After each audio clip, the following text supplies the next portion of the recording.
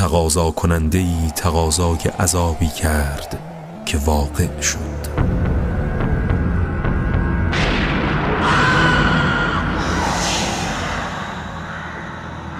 این عذاب مخصوص کافران است و هیچ کس نمیتواند آن را دفع کند.